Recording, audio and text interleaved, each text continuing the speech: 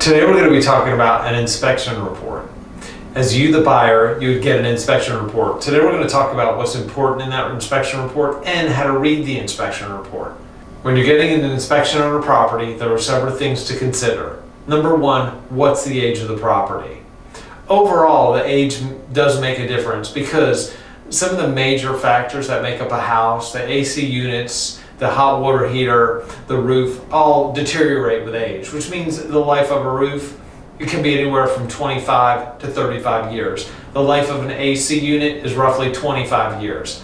And the life of a hot water heater can be anywhere from 12 to 15 years, depending on the makeup of the water in that area. Depending on the chemicals in that water, it can deteriorate the hot water heater much faster.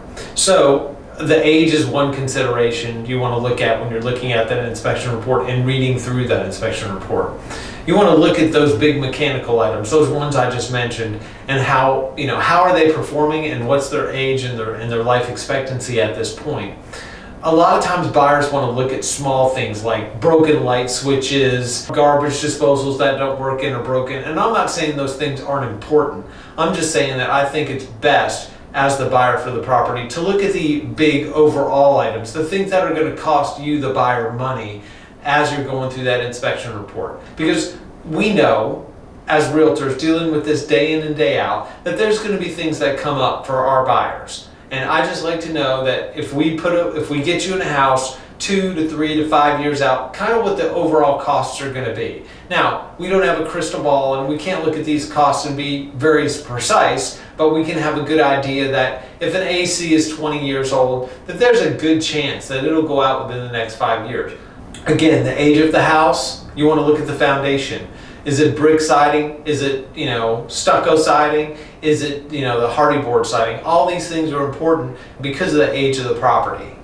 Overall, you want to look at those large ticket items, and then you want to look at some of the smaller ticket items. But keep in mind, an inspector is going to come out to the house, he's going to inspect the house, and I'll guarantee you he's going to find something wrong with the house. It may be as small as the garbage disposal, or it may be something big like the air conditioner. Now, in the state of Texas, we have an option period in the contract.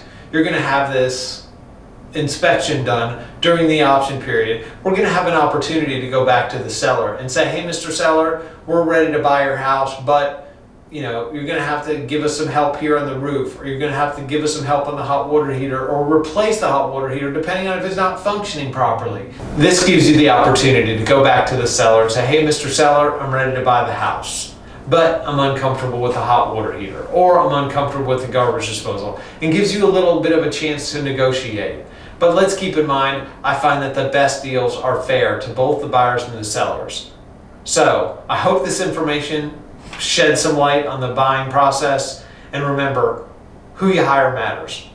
Call me if you have any questions and comment down below and let me know what questions I can answer for you.